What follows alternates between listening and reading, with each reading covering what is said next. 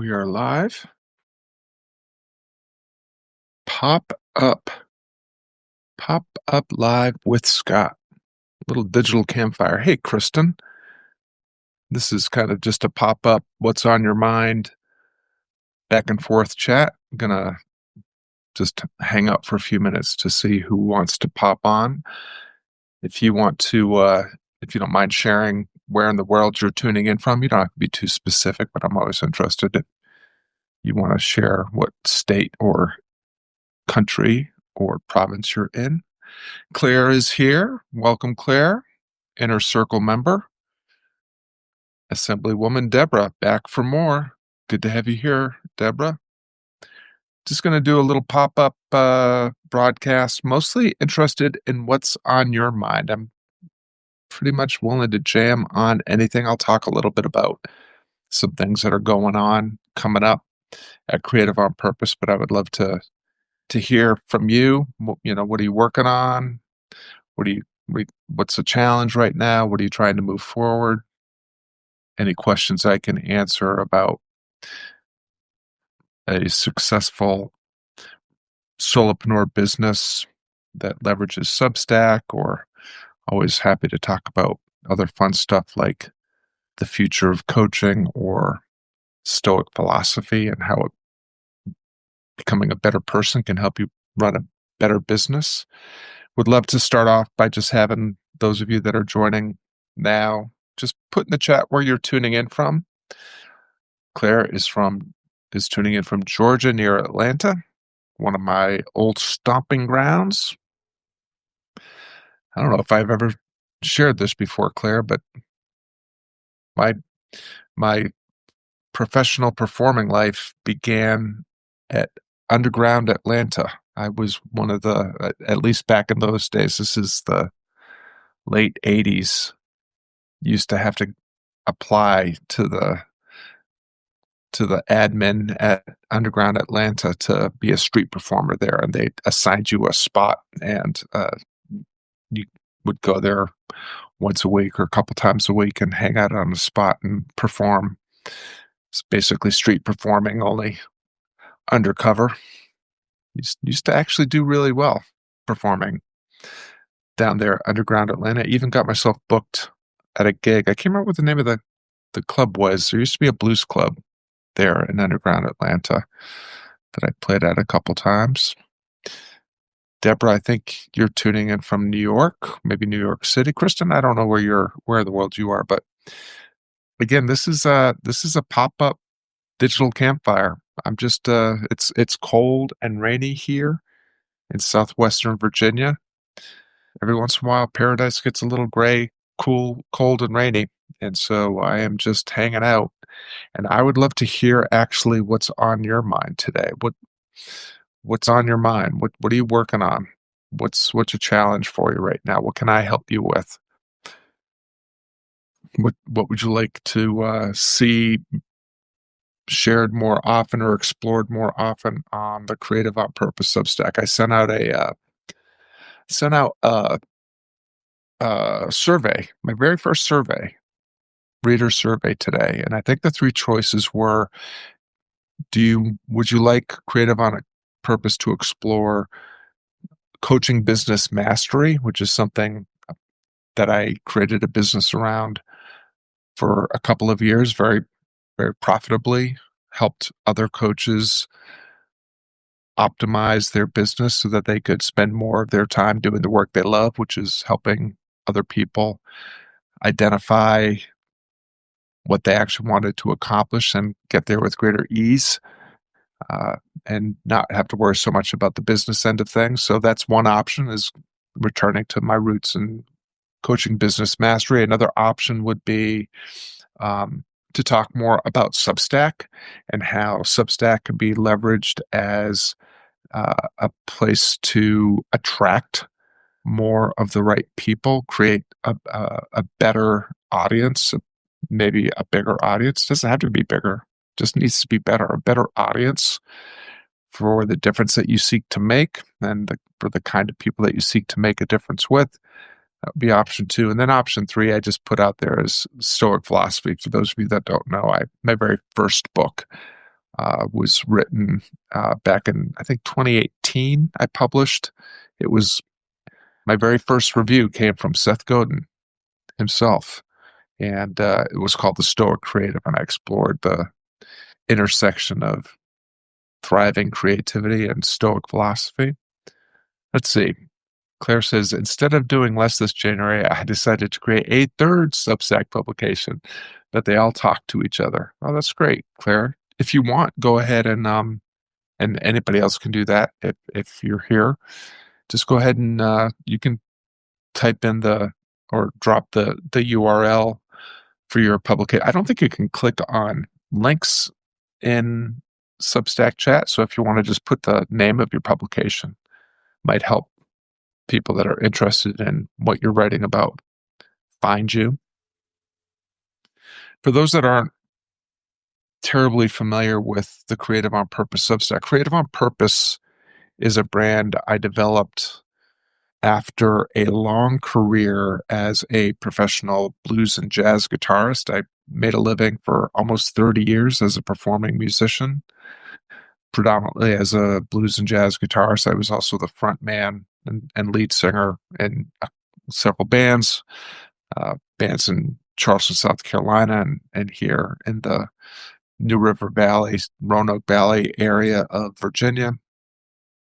I actually started my career in Chicago, lived for a while north of Atlanta, and really kind of got my career started in earnest there. But it was in Charleston, South Carolina, that I actually went full-time as a musician, and I didn't look back until I kind of retired from performing just a couple years ago, just before the pandemic actually went into full closed down mode. So that is a little bit about my background, but the Creative on Purpose kind of grew out of my graduation from Seth Godin's Alt MBA. It's a program that he ran for 5 or 6, 7 years. He eventually turned it over to a couple of folks that were part of his inner circle, and it survived for a couple of years after Seth left in terms of his full-time involvement in the program. But I graduated from Alt MBA 6 in August of 2016. I don't remember how many sessions there were, but it was something like 40 or 50, maybe even more. But when I graduated from that session, that's when I decided that life was calling me to do something other than being a full-time performing guitarist and guitar teacher. And so I developed this brand called Creative on Purpose. I just started broadcasting and blogging about things that were interesting to me, things that had to do with better living and the art of living. Lots of talk about Stoic philosophy. Started off interviewing a lot of the modern Stoics, people like Donald Robinson, Christopher Gill, folks like that. You can find, if you go to the Creative on Purpose Substack homepage, you can find Meet the Modern Stoics. And that was my very first podcast, Meet the Modern Stoics. And there's lots of really fascinating conversations on there. Hello, Judith. Judith is also a member of the Circle community. Great to have you here. Judith, this is actually, I'm here to talk about what you want to talk about. So the title of this live is What's on Your Mind. So I would love to know what's on everyone's mind. What are you working on? What are you finding a challenge right now? What would you like to hear Creative on Purpose explore more of or more often? So yeah, if you click on Claire's, I was inviting Claire and Judith. If you can do the same, Deborah and Kristen, you're welcome to do the same. If you want to let folks know what your Substack publication is and maybe what it's about, you can drop that in the chat. But you can also just click on Judith or Claire's profile. And Judith, I think did you not just publish your very first Substack post? I think I saw that you just posted your very first. I became one of your early adopters, one of the innovators on your the Fusion of Innovation curve. And I have subscribed. Claire, I'm subscribed to at least one or two of your publications. I'm sure that I've seen the third one, but oh, Judith, it was the 16th. Okay, well, I'm not an innovator, but I'm probably still in the early adopters. So excited to be following you and Claire both and what you're putting out there. So again, drop whatever it is, any questions you have, anything that's on your mind. Would love to hear what's on your mind and what you're working on, what you're challenged by. I'll talk a little bit about some things that are going on here at Creative on Purpose. So Judith is a member of the Circle community. That is the annual and monthly subscriber tier, paid subscriber tier. We have 3 calls per week: a Monday on Purpose call at 11 a.m. on Monday, a Friday on Purpose call at 1 p.m. Eastern on Friday. And then on Wednesdays, we have a Catalyst coaching call, which is you can sit in as a member of the Circle community and watch me coach my one-on-one clients and learn over the shoulder, learn from what other people are doing, and get some free coaching by learning over the shoulder as other people are getting coached. And then Claire is a member of the Inner Circle community. Inner Circle community is the founder level of paid subscriber. And those folks, in addition to getting access to all the weekly calls, there's also a monthly workshop for Circle and Inner Circle. I'll talk about that in a minute. But the Inner Circle, the big perk for the Inner Circle is they have access to what's called the Inner Circle All Access Vault. And that's where you can find the Purpose-Driven Prosperity Model Operating System Accelerator. It's about 3 hours of recorded content with worksheets and GPT prompts for the Cornerman coaching app. And in just a matter of a few hours, one afternoon, one morning, or over the course of just a couple of days, you can actually refine and optimize your offer, construct your Be a Blessing marketing web, your system for attracting the right audience and the right prospects and leads into your ecosystem so that you can have conversations, permission-based conversations with them and earn the privilege of having some of those people become clients by using what we call the conversation engine, which is a way of turning prospects into leads and leads into clients by simply showing up and doing your thing and letting people watch instead of wasting all of your time grinding out content for social media that almost nobody that follows you sees. You can you can just simply show up as you are with what you have, do your thing with and for the people that are around, let other people watch. You'll earn greater skill at whatever craft it is that you're practicing, whether you're a freelancer or a creative or a coach, consultant, teacher, healer. And the great work that you do as you improve in that craft will become the marketing to attract more of the right people. So you spend, instead of spending 80 to 90% of your time on marketing and sales activities just to earn the privilege to have a few clients to do your work with, the work that you actually started your business for, you spend 80 to 90% of your time doing work you love with people you care about, and you turn that into your marketing. And so that's all available in the Inner Circle All Access Vault. And that you can get in there when you sign up at the founder level, the Inner Circle level of paid subscriber. Claire says, were my first subscriber. Awesome. And for now, the only likes on my post. It makes me so happy. Well, I am happy to lead the way. I don't think, Claire, that it's going to be too long before I am just another one of those people that is reading and liking your stuff. It takes a little time for sure to get some traction here on Substack. However, I will say that for me, Substack is the most powerfully network effect propelled audience growth engine out there. You will, I find that most of the folks in the community and my clients are getting much better traction with audience growth here on Substack than they have ever experienced, either through their own website with a lead magnet newsletter, blog, email sequence, or trying to generate interest and audience on social media. So I think you're in the right place. Mostly it's about frequency, intensity, and that will lead to greater intention and leveraging the network effect.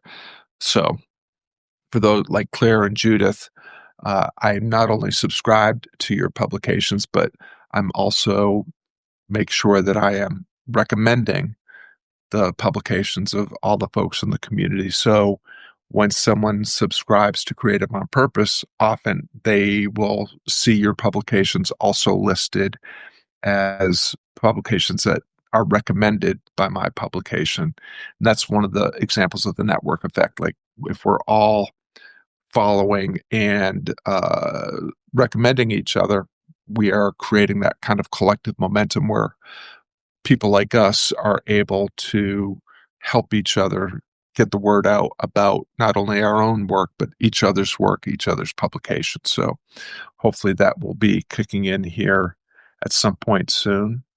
So again, just going to sit here and jibber jabber for a few minutes to see if anybody wants to drop a question in the comments here. I'm here to find out what you're up to. I'm somewhat aware of what Claire and Judith are up to because they are members of the Circle and Inner Circle community of subscribers. But if there's something that you're working on that you need some help with, or if there's something that you're trying to move forward, but you're finding yourself bumping up against a bottleneck or an obstacle, happy to spend some time sharing some insight that might help you take the intentional action that helps you navigate whatever challenge you're experiencing. Claire says, thanks, I'll make you proud because our values are the same. Yeah. It's one of the things that's really important to me. I've been intentionally growing my Substack community pretty slowly. We're at 63 members currently between the Circle and Inner Circle community tiers, the paid subscriber tiers. I don't do any comp. I'm not comping my way into becoming a bestseller. I'm not discounting my way into becoming a bestseller. I just actually raised the enrollment prices of subscription fees for all of the subscriber tiers because the value is there. You get you get really worthwhile paid content every Friday. The free content, of course, that's delivered every Monday or Tuesday is also of really high value, but we do a deep dive on Fridays, often with worksheets or GPT prompts. Circle and Inner Circle subscribers have access to a coaching app, the Cornerman coaching app, which is based on all of my coaching IP around creating a thriving solopreneur business on your terms without compromise. So building a business that doesn't rely on social media, doesn't rely on funnels, doesn't rely on niching or ideal customer avatars or email sequences or sexy landing pages or power offers or any of that. You can build a business without any of the digital marketing BS.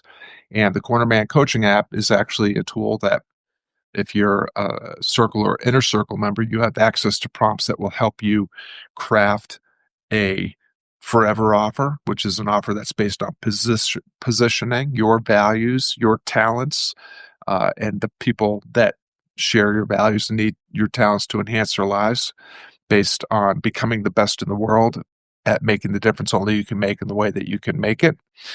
So it's based on positioning and being perennial and increasing your preeminence in that domain. You can create your offer using the app and the GPT prompt in less than 5 minutes and start testing it.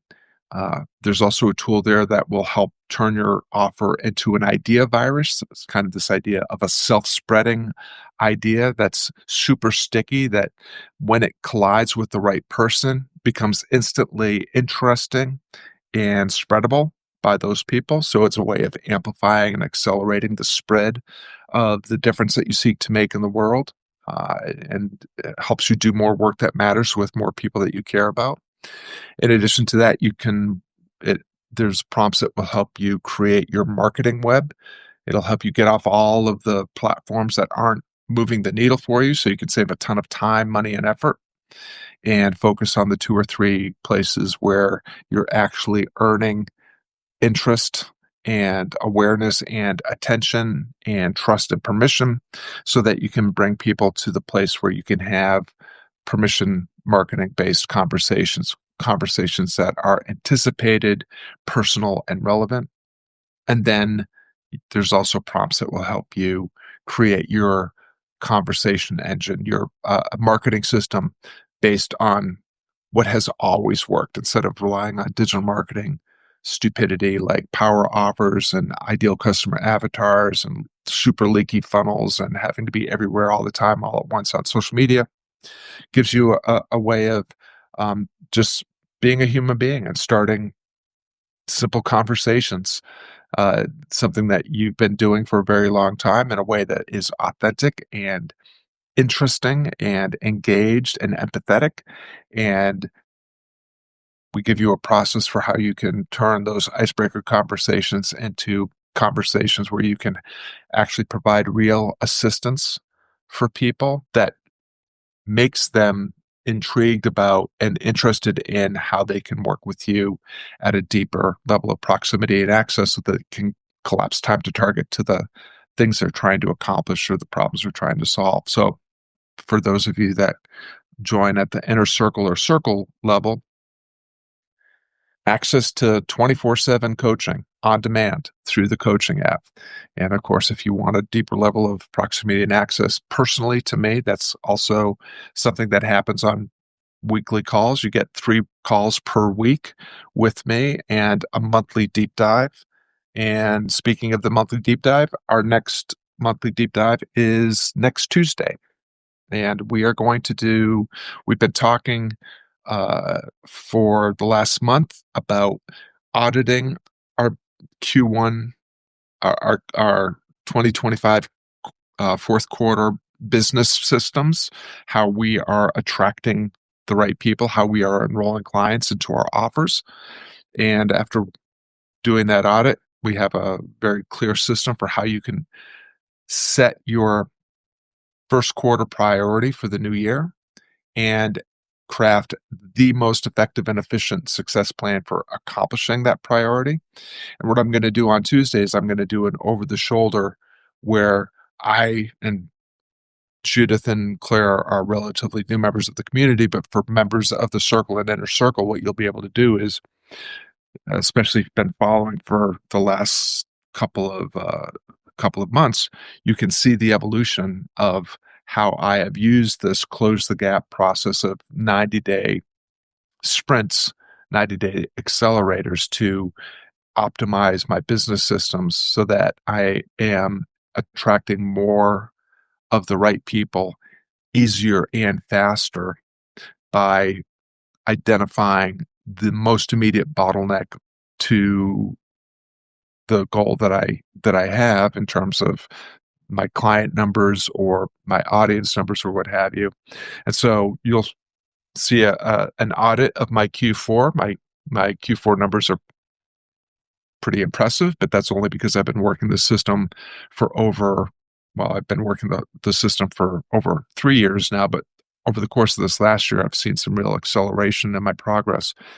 You'll be able to see an audit of what was working and what was not working in Q4. And then I'll show you how I'm using that audit and that diagnosis to define my priority for Q1 of 2026 and my plan for how I'm going to accomplish that. Lillian is also here. Great to have you here, Lillian. We are just, I'm just, I just built a little digital campfire, and I'm hosting this call as a gathering of the tribe. If you have anything that's on your mind, I would love to hear about it. What's on your mind? What are you working on? What are you challenged by? Do you have any questions? Is there anything I can do to help you get closer to what it is that you're trying to accomplish? Judith says, I am thinking about doing live regularly, monthly, I think. Do you have a tip how to find topics for that? And what do you do if nobody shows up? Judith, that is a great question. If you are inclined to go live, I think the algorithm and Substack are giving some juice and some love to live broadcasts right now. So I think if it's something you're comfortable doing, I think it's definitely an edge worth exploring. In terms of topics, I think, so for instance, this is just kind of a random, I was bored. I had nothing else to do. So I got on Substack Live, and the title of this broadcast was "What's on Your Mind." So it's just, I know that when I push out a notification that I'm live, that a certain number of people are likely to show up, and a lot of them are going to be folks that are familiar with me and my work, and that maybe I'll get some fun questions, or at the very least have some fun hanging out with some cool people on a rainy, gloomy Saturday when I got nothing better to do. You can be more focused. I think you've been on some of the other lives that I've done where I've had a specific topic. Like I've done a couple now on what I think the future of the coaching, what the future of coaching looks like in the age of AI. Frankly, really bad news for a lot of coaches that are not very good at what they do, and really great news for coaches that are good at what they do. But those are specific topics where I had something in mind and maybe a couple of bullet points to talk about. So to answer your question directly, Judith, what I would say is I would, whatever your publication, the focus of your publication is, and whatever audience you're speaking to, what are the things, what are the aspirations that they're trying to achieve? What are the problems that they're trying to solve? What are the challenges that they currently are facing? What are the things that are on their mind and that they're talking about? And just craft topics around those kind of things. I use ChatGPT as an idea generator sometimes when I'm thinking about topics for posts or lives or notes, because my GPT has been super trained up on all of my intellectual property. It's familiar with all of the things that I've written about, all the books that I've written. It's helped me draft outlines, bullet points for all the lives that I've done. It's helped review and revise all of the posts that I've put out there, many of the notes that I put out there. So it's really familiar with who I am, what I'm good at, where I belong, who I'm talking to, what their challenges, aspirations are. So I talk to the GPT when I'm not really, when no clear topic of discussion is coming up for me. But oftentimes, I do this a lot where I just kind of come on and say, hey, I got nothing better to do. I want to talk to my people and see what's on their mind and see if I can't help them. So I would play with it, play with different formats, play with different ways of doing it. In terms of what do you do when nobody shows up? If nobody shows up, nobody shows up. You delete the broadcast if you want to, or you're going to end up with a recording. And if you've said some things that, are insightful or worth sharing, you can, Substack will create clips for you. You can create clips for yourself. You can post it as a post on Substack and share it with your audience. I mentioned earlier my career as a musician.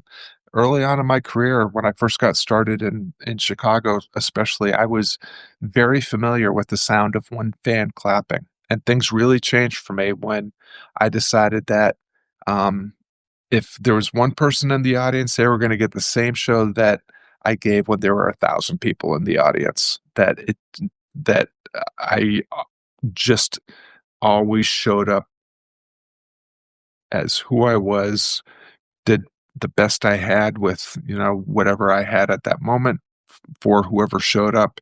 And over time, the sound of one fan clapping became the sound of two, four, eight, on and on and on.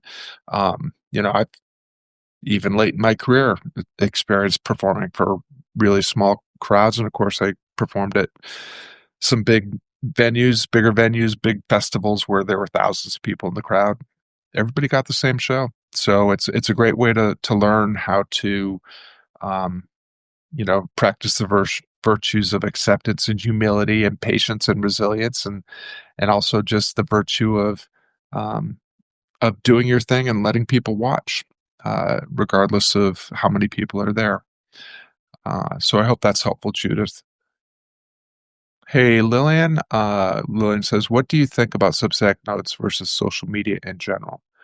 Well, it's a great question, Lillian. Substack Notes is obviously social media on Substack. The founders have come down with, announced that they consider Substack to be a social media app, and Notes is definitely the most social media-esque function.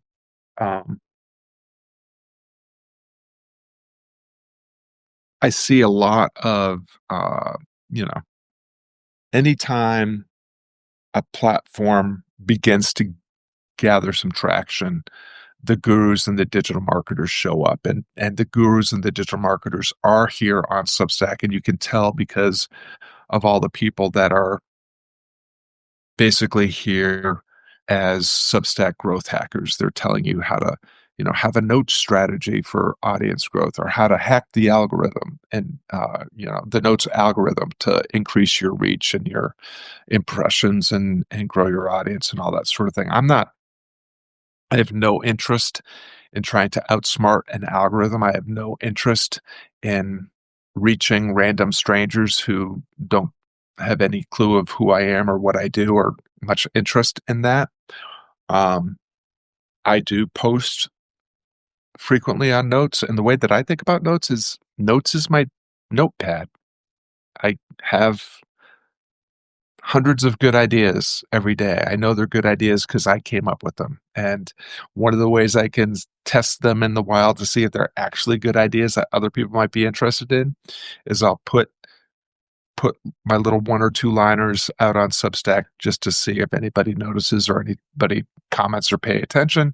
And sometimes it's a way that I can test an idea for resonance and decide if I'm going to build it out as a longer post that I want to share with my audience, with my subscriber audience.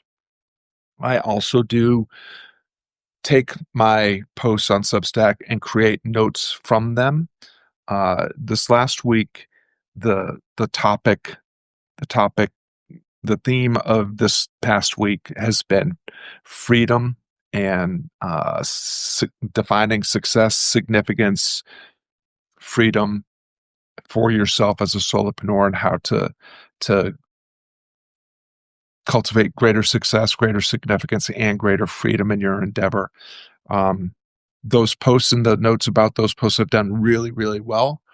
And it's the first time in a long time that I've posted things that are kind of more philosophical and based on kind of time-tested principles, rather than the kind of strategic or tactical things that I sometimes talk about around solopreneurship. So it's like a signal, like, oh, people do like this side of me, this kind of more philosophical, conceptual, high level thinking, view from 30,000 feet view of what it means to live a purpose-driven life and have it funded by a business that is built with intention and integrity. So that traction on Notes has helped signal that maybe I can do some more of that. So there will be more of that coming up as a result of just seeing what it does on Notes. So again, for me, Notes is just a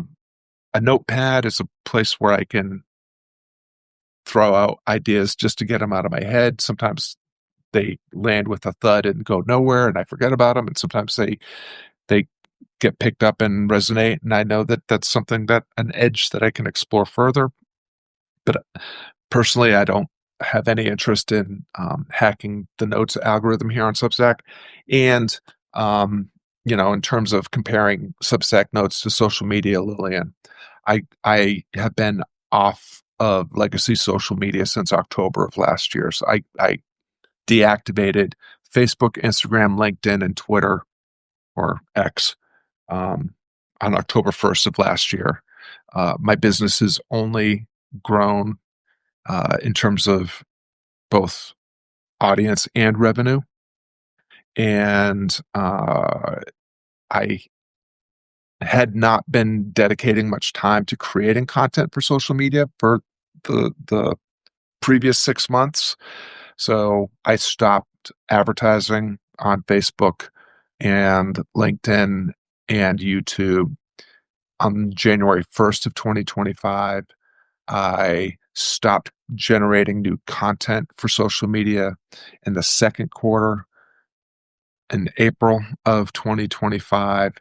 And then after 6 months of just simply sharing my Substack posts on social media, decided I didn't even want to waste time doing that.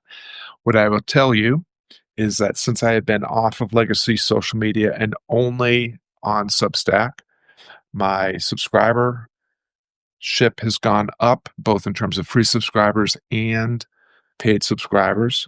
My revenue has increased. The quality of my open rates have gone up, because a lot of the folks that were coming in from other social media platforms just were not really readers, and they were not really interested in going deeper into things I was talking about, because they were on Facebook to get distracted, or on X to get outrage or to fuel outrage, or on LinkedIn to brag about how great they were. And coming to Substack just didn't do anything for them. There's nothing in it for them by coming here, because I wasn't providing what they were getting on traditional social media platforms. So it's been nothing but a benefit to me.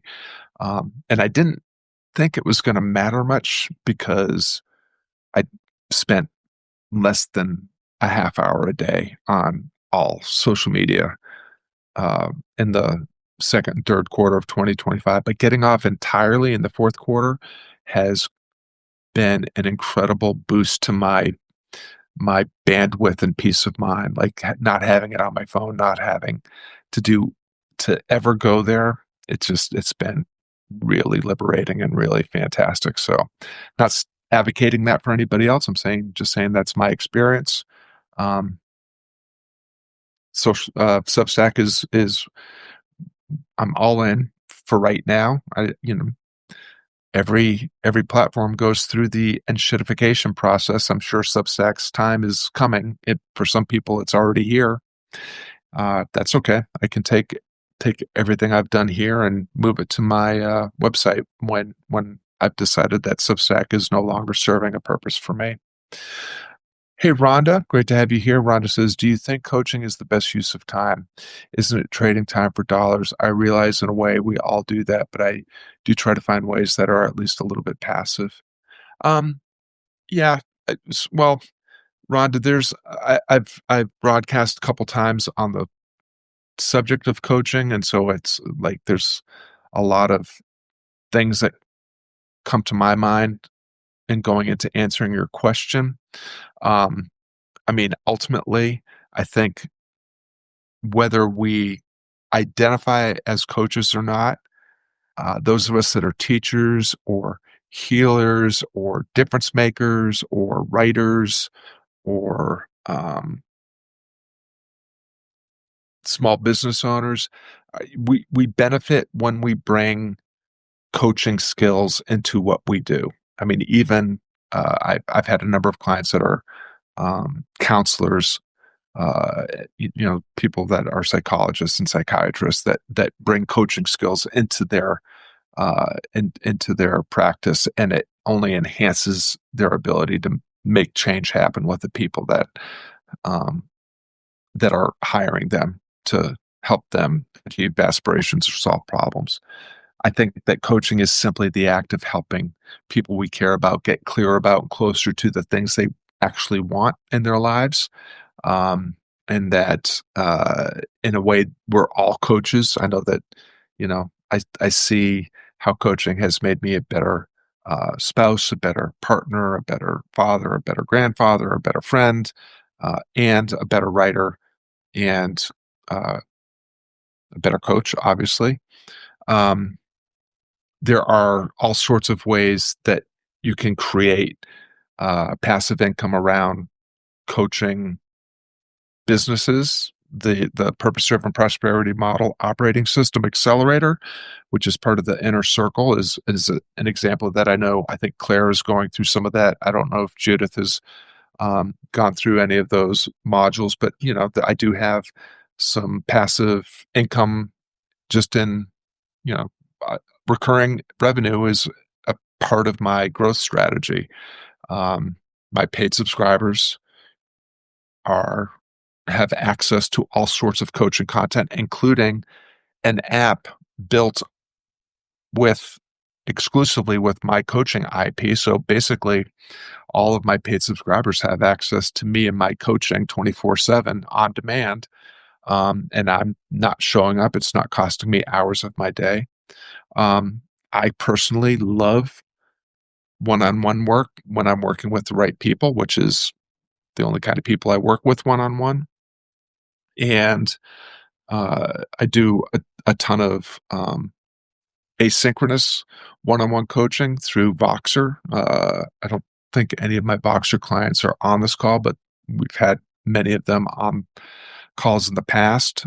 But I'm able to um, coach people asynchronously at times that are beneficial to me or workable for me. I'm still able to make a difference and have an impact. And I think everybody that signed up for the beta back in April of 2025 is still subscribed to the Voxer Velocity program. It's a monthly recurring revenue, coaching by asynchronously over Voxer on subscription by subscription. I've got, I've got 10 clients that I can count on showing up daily, 5 days a week, month after month.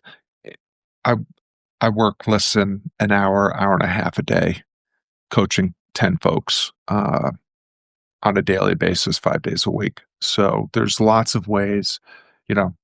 So to your point, do you think coaching is the best use of time? It depends. Depends on how you're coaching, who you're coaching, whether or not that endeavor gives you a sense of fulfillment and significance. For me, it does. And I'm able to do it in all these different ways where I can have uh, an impact on a number.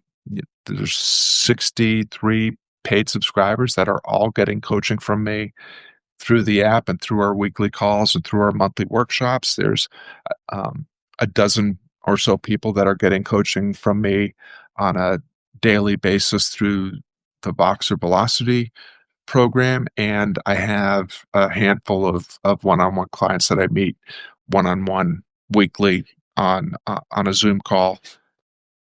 I work less than 10 hours a week, and I do just fine. And I get to spend the rest of my time taking care of my grandsons and going on coffee dates with my wife and having a good old time, and that works for me. So again, to answer your question, you have to decide what it looks like and feels like to be playing your game on your terms without compromise. Right now, coaching my 63 community members, my dozen or so clients, um, asynchronously over Voxer, and having a handful of one-on-one Zoom calls with clients working 10 hours a week and being able to hit my monthly revenue number consistently or exceed that number consistently month after month works for me. And so it ultimately you have to define what works for you.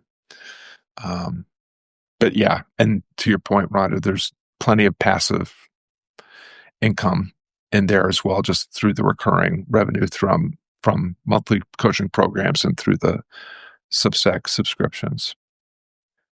Judith says, yeah, you're right. That's good advice. I'm not sure which advice that was. Judith also says, you did a live about the future of coaching yesterday. I couldn't make it, but would like to watch the recording. Are you going to publish it? The truth is, Judith, I tried twice to talk about the future of coaching just on a live broadcast, just kind of shooting from the hip and running my mouth off the top of my head. I didn't feel great about how either of those came out. Just this morning, I drafted 2 posts that are going to come out at the end of this month, and they came out really great, and I think they're really clear. And you can expect those to come out, but I will give you the punchline, which is the way that I see it. And I talked about this a long time ago.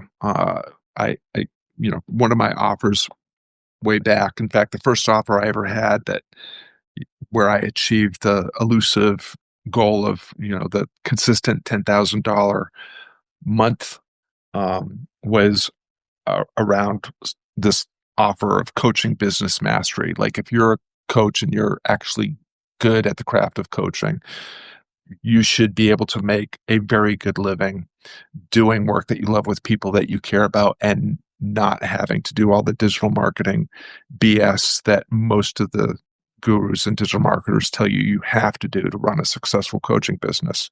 And as part of that, I had this little rant about the 3 levels of coaching. And these are 3 levels that I think every coach kind of goes through in their quest to become a successful, impactful coach. When we begin, most of us are coaching for agreement. We like to be liked. We want people to like us. We know that, if people like us, they're likely to continue to come back to us over and over and over again. And so a lot of us at the beginning are coaching for agreement. We're basically glorified cheerleaders. We're telling people how wonderful they are, and we are aligned in terms of values, and maybe we have some talent, some skill that we have that helps them feel like they're making progress to their goals. But for the most part, coaching for agreement is something that we grow out of, because at a certain point, people will realize that just having someone that agrees with them week after week and tells them how wonderful they are week after week is not actually getting them closer to what they want. So for those of us that stick with it and elevate our game, we become coaches that coach for insight. And I think this is where most coaches live. Most of the high-ticket programs that I have purchased with famous coaches who I will not name, but if any famous coaches come to mind, I probably have worked with them and given them a lot of money. They are masterful at coaching for insight. They are great at helping you see what you don't see. They are great at helping you reveal blind spots. They are great at helping you, achieve some sort of epiphany. And it's an amazing feeling. It's an amazing feeling for the client when they have that insight, when they have that epiphany, because it feels like the epiphany itself, the insight itself, actually is an accomplishment, which it is, but it only helps you get closer to what you want if you actually do something with that insight. And most coaches that coach for insight are just really masterful at the Socratic method and getting you to arrive at that insight. And then once you arrive at the insight, it's kind of like, okay, well, our work here is done. I'll see you next week. Usually nothing happens between the insight and the next meeting. And so they'll sit you down and help you arrive at the next insight after insight after insight that does not lead to action is kind of useless. And so a lot of those coaches um, make a very good living because people come back.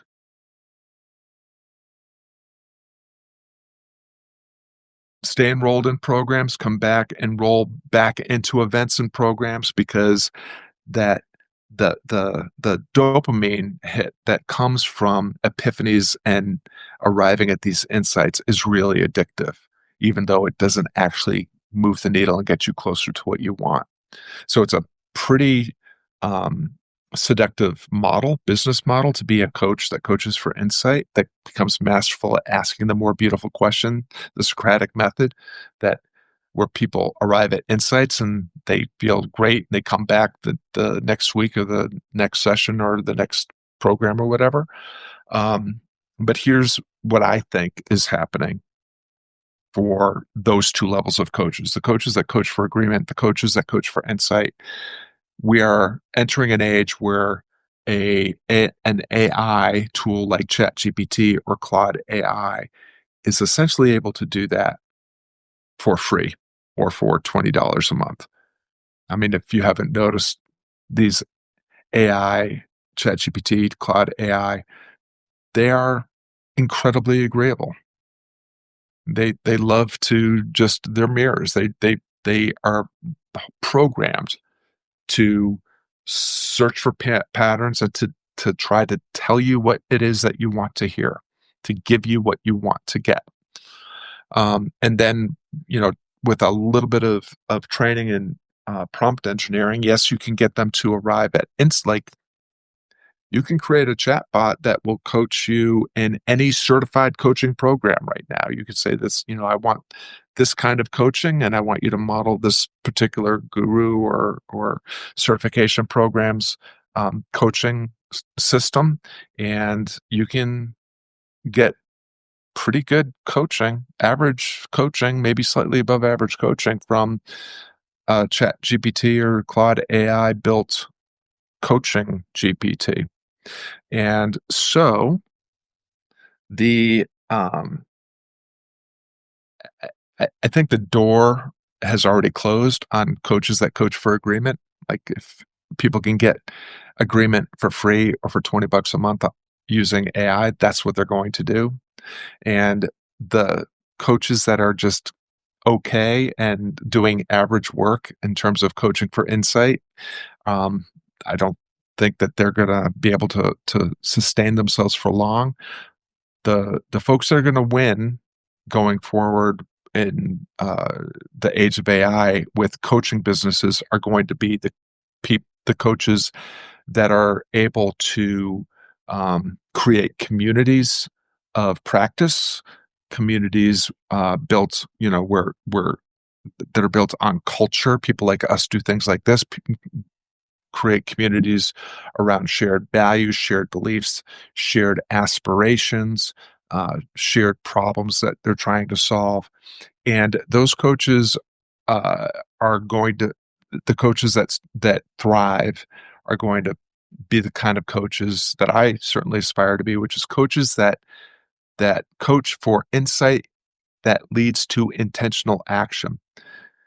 Meaningful change for the better does not happen unless the client does something, because basically, in order for a client to truly experience transformation, to make a meaningful change for the better happen, they're going to have to see things differently. Yes, that's the insight.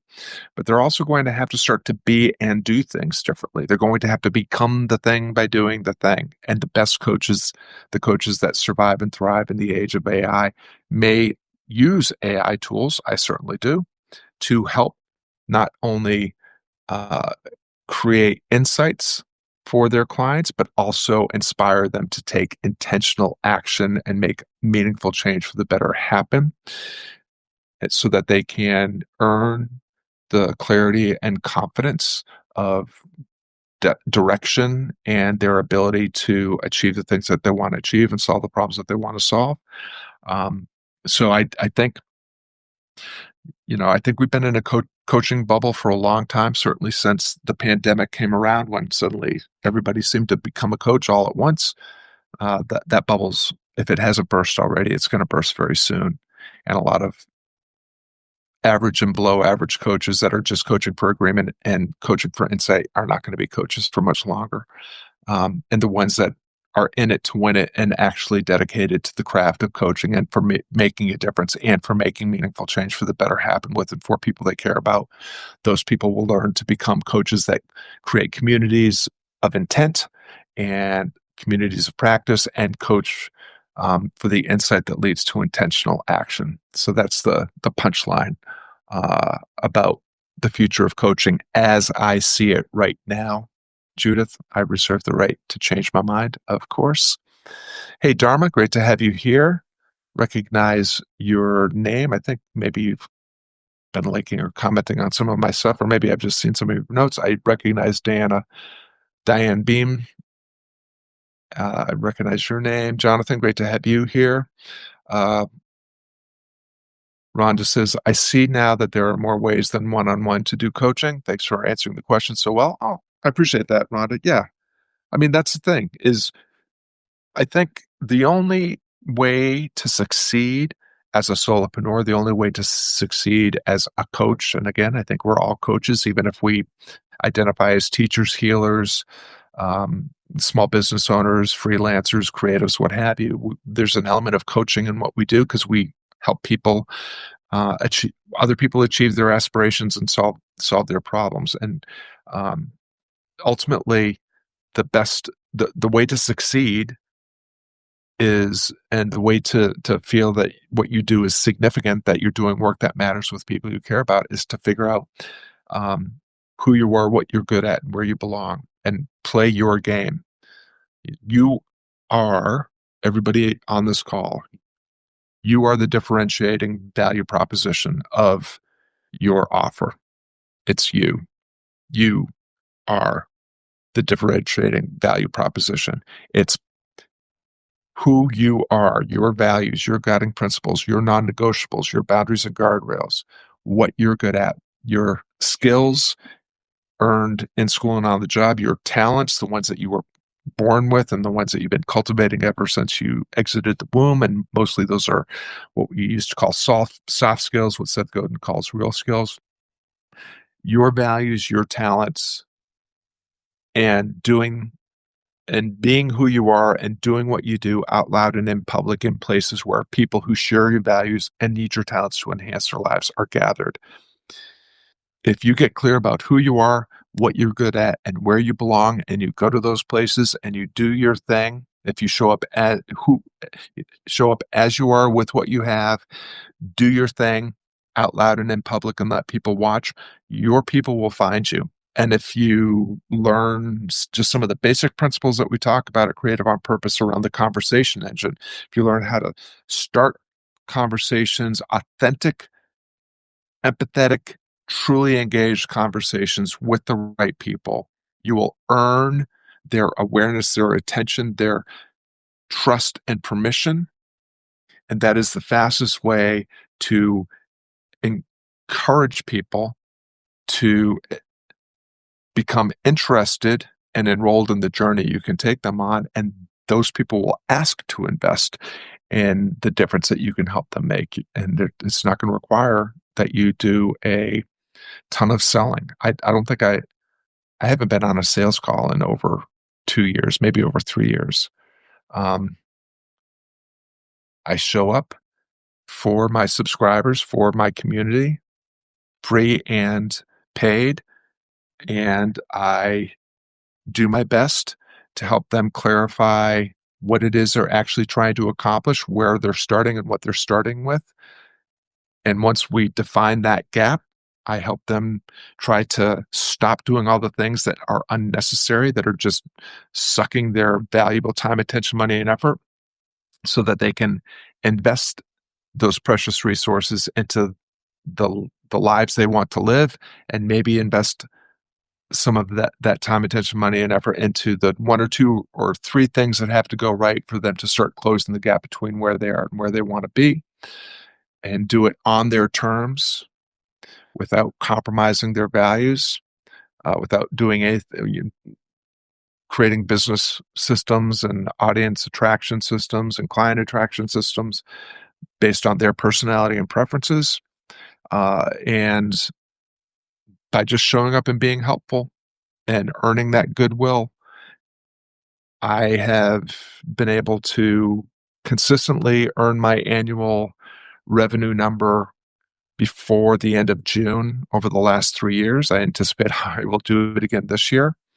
And I work less than 10 hours a week, uh, make everything I need, get to spend the rest of my days hanging out with my grandsons and with my wife and taking naps and going to the playground and reading books and doing all that kind of fun stuff. It's and it all feels aligned and easy.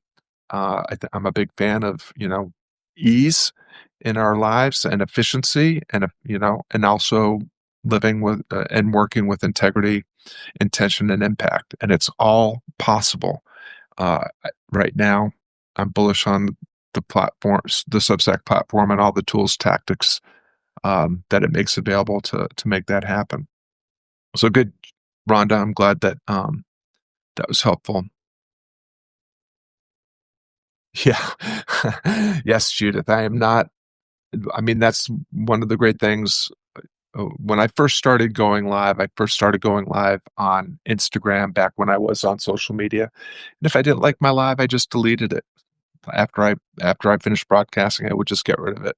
And if I liked it, I let it float out there. I mean, the the honest to God truth is at the beginning, so few people will see your thing, your broadcast, either live or recorded.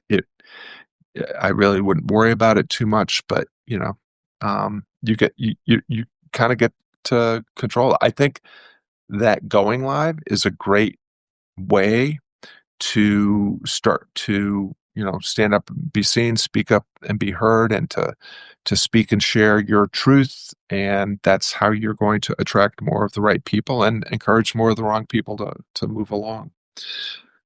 So we've got a few more folks that have hopped on. I've been on for almost an hour, actually just a little over an hour now.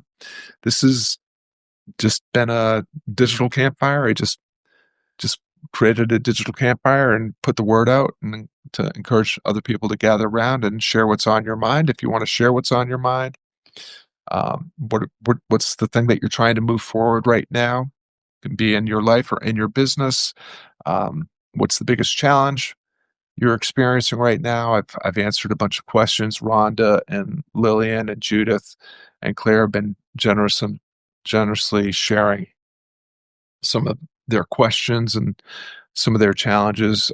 I'm happy to hang out for another minute or two just to see if anybody else comes on. Casey Von Newman. Oh my God. Great to have you here, Casey. So in addition to Casey and Claire, who have excellent Substacks, Claire and Judith, who are Circle and Inner Circle members. Casey is also a Circle subscriber and a former compadre in the Akimbo workshops. She was a head coach for the marketing seminar and someone I have looked up to for a very long time. She has a fantastic Substack and has some really interesting programs going on. So click on Casey's profile and check out what she's up to. She is making a difference that is definitely worth checking out. Great to have you here, Casey. So final call. I've been on for an hour plus. I love the questions that have come in. Thank you for your question, Lillian. Thank you for your questions, Judith and Rhonda.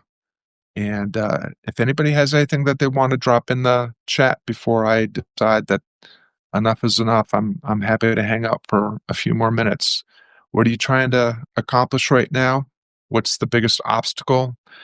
How can I help you navigate whatever challenges you're experiencing and collapse time to target between where you are and where you want to be? I'm happy to do that. And I'm also happy to just give everybody the rest of their afternoon back or afternoon here on the East Coast anyways. And if nobody has anything, we'll just go ahead and call it. Otherwise, I'm going to be forced to start my bad dad joke stand-up routine, and nobody wants that. So just a little quick update on what's coming up at Creative on Purpose, just to see if anybody wants to drop anything in the chat around questions or challenges. This past week, we have talked about freedom. We have talked about purpose. We have talked about significance and what does success actually mean. These are all things that you have to define for yourself. What does success mean to you? What does significance mean to you? What is enough success, significance, and freedom to make you feel that you are living a fulfilled and flourishing life? These are things that I think are worth thinking about. The posts on on Wednesday and Friday on this topic have gotten a lot of love and a lot of comments and shares. I encourage you to go to the Creative on Purpose homepage. Just click on the last two posts, and you can check out what we've been talking about there. Those have also been the topics. Judith, I think you were on one of those calls, and Claire was also on one of those calls where I think Judith, you were on the Monday, maybe both the Monday and Friday on Purpose call, and I know Claire was on the Friday on Purpose call. But yeah, the Circle and Inner Circles communities. Circle is monthly and annual subscribers, paid subscribers. Inner Circle are our founder level subscribers. They have access to 3 calls per week with me and the rest of the community. The Monday on Purpose call at 11 a.m. Eastern, the Friday on Purpose at 1 p.m. Eastern on Friday. And then on Wednesday, we have a Catalyst coaching call at 1 p.m. Eastern. And that is where Circle and Inner Circle subscribers can sit in and watch me coach my one-on-one clients and learn over the shoulder. We have Circle and Inner Circle community members also have access to a monthly deep dive. This month's workshop is this coming Tuesday at 12:30 p.m. Eastern. We are going to build on the Q4 audit, Q1 priority and success planning workshop that we did last month. And I'm going to do an over-the-shoulder where I will actually be showing my numbers from Q4 in terms of my audience attraction and my client attraction numbers. I'm going to show the conversation engine system that I use to grow my free subscribers, my paid subscribers, and create prospects that I'm able to turn into leads and turn into perfect fit clients. I'm going to share all the numbers. I'm going to talk about what those numbers tell me in terms of what I need to optimize for in the first quarter of this year and my plan for doing that. So for those of you that have been participating and following along with the Q4 audit, Q1 planning, it'll be a chance to see what that system looks like in action. Of course, going to be answering your questions.